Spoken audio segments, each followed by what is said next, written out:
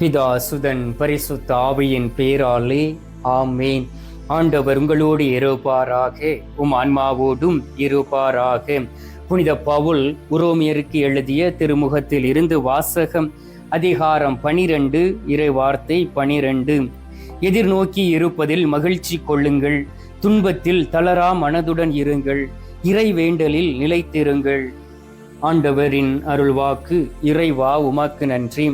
கிறிஸ்துவுக்குள் பிரியமான என் அன்பு சகோதர சகோதரிகளே, இன்று அதிகாலையிலே நாம் அனைவரும் ஒரே குடும்பமாக, ஒரே மக்களாக ஆண்டவராகிய இயேசு கிறிஸ்துவை இந்த நற்கருணையிலே தரிசிக்க வந்திருக்கின்றோம். அவருடைய திருமுகத்தை உங்கள் மீது திருப்பி, உங்கள் மீது ஒளிர செய்து, உங்களை அரவணைத்து பாதுகாத்து, அன்பு முத்தம் கொடுத்து, உங்களை வழிநடத்தும்படியாகவும், இந்த நாள் உங்களுக்கு ஆசீர்வாதமாக இருக்கும்படியாகவும் நான் உங்களுக்காக மன்றாடுகின்றேன். நம்முடைய வாழ்க்கை ஆசீர்வாதமாக இருக்க வேண்டுமே என்றால் முதலில் நாம் செய்யக்கூடிய ஒரு காரியம், ஆண்டவரை நோக்கி திரும்ப வேண்டும். நாம் சென்று கொண்டு இருக்கக்கூடிய வழியில் இருந்து நாம் திரும்பி ஆண்டவரை நோக்கி வர வேண்டும். ஆண்டவரை தேட வேண்டும். அவருக்கு முன்பாக அமர்ந்து ஜெபிக்க வேண்டும். அவருடைய ஆற்றலையும் வல்லமையும் பெற்றுக்கொண்டு ஒவ்வொரு நாளும் அந்த நாளை ஆரம்பிக்கும் பொழுது ஆண்டவருடைய பிரசன்னம், ஆண்டவருடைய வல்லமை, ஆண்டவருடைய கிருபை, வானதூதருடைய துணை நம்மோடு கூட இருப்பதை உணர்ந்து கொள்ள முடியும் நமது ஆவியினால். அன்பார்ந்தவர்களே, இந்த நாளிலும் கூட நான் உங்களிடம் கேட்பது, என்னுடைய பங்கிலே நான் செய்து கொண்டு இருக்கக்கூடிய ஒரு சிறிய வேலை, அந்த நற்கருணை பேழை வைக்கப்பட்டு இருக்கக்கூடிய அந்த பலிபீடத்திற்கு பின்புறத்தில் இருக்கக்கூடிய அந்த இடத்திலே ஒரு ஆர்டிஸ்ட் ஒர்க் நடந்து கொண்டு இருக்கின்றது. முடிந்த அளவுக்கு நீங்கள் உதவி செய்யலாம். நான் இருப்பது நார்த் ஈஸ்ட் இந்தியா, வடகிழக்கு மாநிலம் அஸ்ஸாம் என்று சொல்லக்கூடிய இடத்திலே. நாம் சவுத் சைடிலே, தென் பகுதியிலே இருந்தால் எளிதாக எல்லாம் நமக்கு கிடைக்கும். ஆனால் இங்கு அப்படி கிடையாது. வேலைக்கு ஆள் கிடைப்பது கூட மிகவும் கடினம். ட்ரைபல் மக்களுக்கு பணி செய்து கொண்டு இருக்கின்றேன். எனவே உங்களால் முடிந்த அளவுக்கு நீங்கள் உதவி செய்தீர்கள் என்றால் உண்மையிலே ஆண்டவருடைய அந்த திருக்கோயிலிலே ஒரு நல்ல ஒரு பிரசன்னத்தை நாம் கொண்டு வர முடியும். நாம் அனைவரும் சேர்ந்து மக்கள் வரும் பொழுது அங்கு இருந்து அவர்களால் ஜெபிக்க முடியும். பிரியமானவர்களே, ஆண்டவர் சொல்லுகின்றார், என் மகனே மகளே, துன்பத்தில் தளரா மனதுடன் இரு என்று. எப்படி நாம் துன்பத்தில் தளரா மனதுடையவர்களாக இருக்க முடியும்? இது அநேக மக்களுடைய ஒரு கேள்வி. ஃபாதர், என்னுடைய வாழ்க்கையில் ஒரு கஷ்டம் வந்துவிட்டது, அந்த கஷ்டத்தில் இருந்து வெளியிலே வர முடியவில்லை. என்னுடைய குடும்பத்தில் ஒரு இழப்பும், அந்த இழப்பில் இருந்து வெளியிலே வர முடியவில்லை. என்னால் எதை செய்தாலும் அது எல்லாம் தவறாக போகின்றது, ஒரு தரித்திரமாக இருக்கின்றது, உண்மையோடு வாழ முடியவில்லை, போலியாக வாழ்ந்தால் உலகம் ஏற்றுக்கொள்கின்றது, என் துன்பத்திற்கு ஈடாக நான் எதை கொடுக்க முடியும்? என்னுடைய வருத்தங்களும் எனக்குள் இருக்கக்கூடிய குழப்பங்களும் உம்மை நோக்கி வர முடியாதபடி ஒரு தடையாக இருக்கின்றன.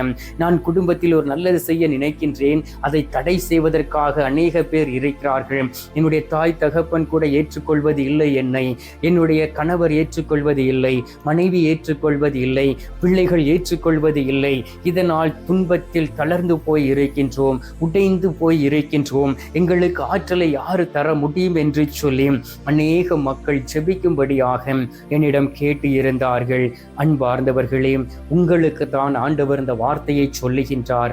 உரோமியர் 12:12 துன்பத்தில் தளரா மனதுடன் இருங்கள், இறை வேண்டலில் நிலைத்து இருங்கள் என்று சொல்லப்பட்டு இருக்கின்றது. நாம் இறை வேண்டலில் நிலைத்து இருக்கும் பொழுதுதான் இந்த துன்பத்திலே நம்மால் நிலைத்து இருக்க முடியும். அந்த துன்பத்தை நாம் ஒரு சொற்ப கனவாக நினைத்து கொண்டு நம்மால் இந்த உலகத்தில் வாழ முடியும். பாருங்கள், ஆண்டோடைய வார்த்தை சொல்லுகின்றது.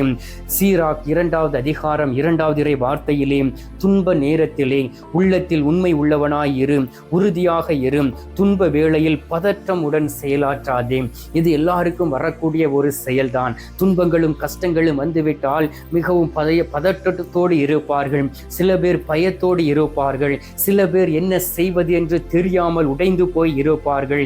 துன்பங்களும் துயரங்களும் அவர்களை வாட்டிக்கொண்டு இருக்கும். ஜெபத்தை விட்டு வெளியிலே சென்று விடுவார்கள். மனம் உடைந்து போய்விடுவார்கள். ஆற்றல் குன்றியவர்களாய் மாறிவிடுவார்கள். உத்தமத்தோடு வாழ மாட்டார்கள். குடிவெறிக்கு அடிமையாகி விடுவார்கள். கெட்ட பழக்க வழக்கங்களுக்கு அடிமையாகி விடுவார்கள். அவர்களை பார்த்துதான் ஆண்டவர் சொல்லுகின்றார், துன்பத்தில் தளரா மனதுடன் இரு, நீ இறை வேண்டலில் நிலைத்திரு, நான் உன்னை ஆசீர்வதிப்பேன் என்றும் ஆண்டவர் சொல்லுகின்றார். அன்பார்ந்தவர்களே, புனிதருடைய வாழ்க்கையை உற்று கவனித்து பாருங்கள். தன்னுடைய வாழ்க்கையில் துன்பம் வந்தவுடனே அந்த துன்பங்களை நற்கருணை நாதரோடும் சிலுவையோடும் ஒப்பிட்டு பார்த்தார்கள். அதில் அவர்கள் பட்ட துன்பங்கள் துன்பமே இல்லை என்பதை உணர்ந்து கடவுளை நோக்கி ஜெபிக்க ஆரம்பித்தார்கள். 2 கொரிந்தியர் 1வது அதிகாரம் 5வது இறை வார்த்தையை வாசித்து பாருங்கள். கிறிஸ்து நமக்காக மிகுதியாக துன்புற்றார், அதுபோல் அவர் வழியாக நாம் மிகுதியாக ஆறுதல் பெறுகிறோம் என்றும், இயேசு கிறிஸ்து நமக்காக துன்புற்றார், எனவே நாம் மிகுதியாக ஆறுதல் அடைகின்றோம். அவர் வழியாக நாம் ஆறுதலை பெற்றுக்கொள்ள முடியும். அதை எப்படி அறிந்து கொள்ள முடியுமே என்றால் நம்முடைய ஜெபத்தினால் தான், நம்முடைய ஆற்றலினால் அல்ல. நம்முடைய ஜெபத்தினால் ஆண்டவர் நமக்கு கொடுத்திருக்கக்கூடிய எல்லா பலன்களையும் கொண்டு நாம் நம்முடைய துன்பங்களில் இருந்து வெளியிலே வர முடியும். ஏனென்றால் துன்பங்களும் துயரமும் ஒரு மனிதனுடைய வாழ்க்கை வரும் பொழுதும் அது அவனுக்கு ஒரு எலும்பு உரிக்கையாக மாறிவிடுகின்றது. மத்தேயு நற்செய்தி 26வது அதிகாரம் 37, 38 வார்த்தைகளை வாசித்து பாருங்கள். இயேசு துயரமும் மன கலக்கமும் அடைய தொடங்கினார். எனது உள்ளம் சாவு வரும் அளவுக்கு ஆள் துயர் கொண்டுள்ளது என்றும் தன்னுடைய சீடர்களை நோக்கி சொன்னார். அந்த கெத்சமனி தோட்டத்திலே உங்களுக்காகவும் எனக்காகவும் ஆள் துயர் கொண்டு அவர் உருக்கத்தோடு ஜெபித்த பொழுது அவருடைய இரத்தம் அந்த வேர்வையை துளி வழியாக அவ்வெளியிலே வந்தது என்று சொல்லப்பட்டு இருக்கின்றது. அந்த அளவுக்கு அவர் துன்பப்பட்டார். நீங்கள் படக்கூடிய துன்பம் கிடையாது. நீங்கள் பட்டுக்கொண்டு இருக்கக்கூடிய கஷ்டம் ஒரு கஷ்டம் கிடையாது. துன்பத்தில் தளரா மனதுடன் இருக்கும்படியாக உங்களுக்காக துன்பம் அடைந்தார். வாசித்து பாருங்கள். எசையா தீர்க்கதரிசி புத்தகம் 53வது அதிகாரம் 3வது இறை வார்த்தையிலே அவர் இகழப்பட்டார், மனிதரால் புறக்கணிக்கப்பட்டார், அவர் நோயுற்று நலிந்தார், காண்போர் தன் முகத்தை மூடிக்கொள்ளும் அளவுக்கு இவராம் நமக்காக எல்லா வார்த்தைகளையும் கொடுத்தவர், நம்முடைய வாழ்க்கையிலே அற்புதங்களை செய்தவர் இவரா என்றும் அந்த கல்வாரி சிலுவையை உற்று கவனித்த பொழுதும் அவருக்குள் அந்த வேதனைகள் கடந்து வந்தன. அந்த ஆண்டவராகிய இயேசு கிறிஸ்து இந்த நேரத்திலே உங்களை பார்த்து சொல்லுகின்றார், நீங்கள் மிகுதியாக ஆறுதல் பெறுவீர்கள், துன்பத்தில் தளரா மனதுடன் இருங்கள் என்று ஆண்டவர் உங்களை பார்த்து சொல்லுகின்றார். அன்பார்ந்தவர்களே, நம்மால் அவ்வாறு இருக்க முடியுமா? நாம் அனைவரும் பலவீனமானவர்கள் தானே, நாம் அனைவரும் உருவாக்கப்பட்டவர்கள் தானே, நாம் மனிதர்கள் தானே என்று நாம் நினைக்கலாம். ஆனால் உங்களையும் என்னையும் படைத்த கடவுள் நம்மோடு கூட இருந்து விட்டார் என்றார் நம்முடைய வாழ்க்கையிலே துன்பங்களும் துயரங்களும் நம்மை விட்டு பறந்து போய்விடும். ஏனென்றால் நாம் மிகுதியாக ஆறுதல் பெறுகின்றோம். ஆண்டவருடைய வார்த்தையின்படி, இயேசுவினுடைய அந்த உடனிருப்பின்படி, அதன் பிறகு அன்னை மரியாளை நோக்கி நாம் ஜெபமாலை சொல்லி ஜெபிக்கும் பொழுது இந்த உடன் இருப்பு தான் நம்மை வாழ வைத்து கொண்டு இருக்கின்றது. எனவே ஆண்டவர் இந்த நாளை நமக்கு கொடுத்திருக்கின்றார், அவருடைய ஆற்றலை கொடுத்திருக்கின்றார். துயரமும் மனக்கலக்கும் வரும் பொழுது அதை தாங்கிக் கொள்ளக்கூடிய பலத்தை நமக்கு தருவார். எனவே கண்களை மூடி உண்மை உள்ளவர்களாக இருப்போம். பதற்றமுடன் செயலாற்றாதபடி வாழ அவருடைய அருளையும் இரக்கத்தையும் கேட்போம். இப்பொழுது நாம் ஜெபிக்கலாம். எங்கள் பரலோக தந்தையே, இயேசு கிறிஸ்துவே, தூயனல் ஆவியே, தகப்பனே, இந்த அருமையான காலை பொழுதிற்காக உமக்கு நன்றி சொல்லுமை துதிக்கிறோம் அப்பா. இந்த காலை பொழுதிலே நாங்கள் நம்பிக்கையோடு தேடி வந்த பொழுதும் நீர் எங்களை அரவணைத்து தழுவி எங்களை முத்தமிட்டு எங்களை ஆசீர்வதித்து பலப்படுத்தி இருப்பதற்காக உமக்கு நன்றி சொல்லுமை துதிக்கிறேன் அப்பா. தகப்பனே, எங்களுக்கு எதிராக எங்களுடைய நண்பர்கள் எழுந்தார்கள். ஆண்டவரே, எங்களை பார்த்து நகைத்தார்கள். குடும்பத்தின் அவர்கள் கூட எங்களை பார்த்து ஏளனம் செய்தார்கள். எங்களுடைய துன்பத்தின் நிலைமையை கண்டு எங்களுடைய எதிரிகள் கூட எப்படி விழுங்கி விடலாம் என்கின்ற கர்ச்சிக்கும் சிங்கத்தை போல எங்களை சுற்றிலும் அலைந்து திரிந்து கொண்டு இருந்தார்கள்.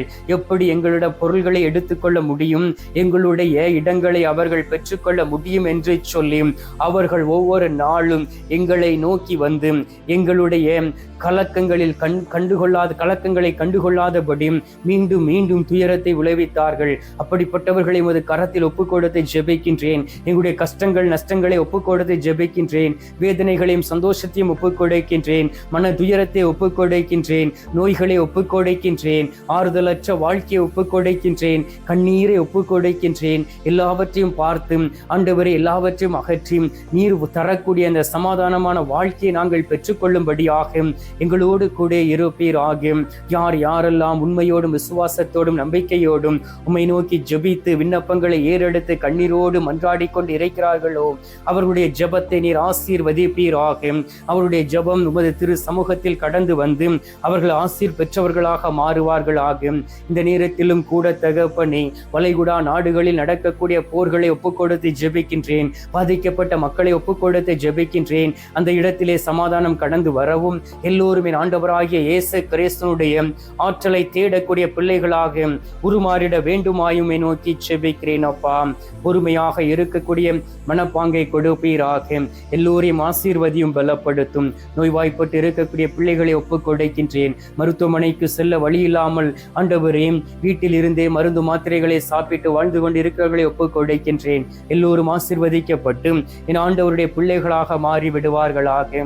அருமையான இந்த காலை பொழுதிலே நீர் எங்களுடைய ஜெபத்தை கேட்டிருப்பதற்காக உமக்கு நன்றி. ஜெபத்தை கேட்டு பதில் தந்திருப்பதற்காக உமக்கு ஸ்தோத்திரம் ஸ்தோத்திரம் ஸ்தோத்திரம். மீட்பெரும் இரட்சகருமான இயேசுவின் திருக்கரத்தில் ஒப்புக்கொடுத்து எங்கள் பாதுகாவலராம் புனித சூசையப்பர் வழியாக ஜெபிக்கின்றோம். அன்பு தந்தையே, ஆமீன். பரலோகத்தில் இருக்கிற எங்கள் பிதாவே, உம்முடைய நாமம் அர்ச்சிக்கப்படுவதாக.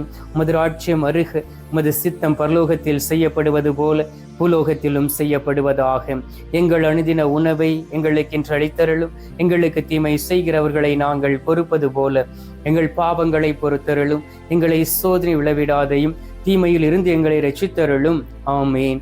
அம்மா அருள் நிறைந்த மரியே வாழ்க, கர்த்தருடனே பெண்களுக்குள் ஆசீர்வதிக்கப்பட்டவள் நீரே.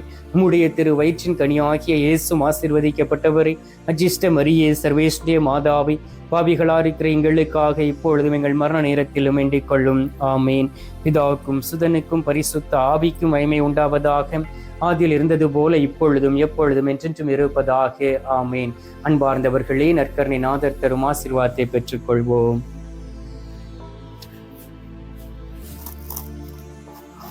எல்லாம் வல்ல இறைவன் பிதா, சுதன், பரிசுத்த ஆவி உங்களை ஆசீர்வதிப்பாராக. ஆமீன்.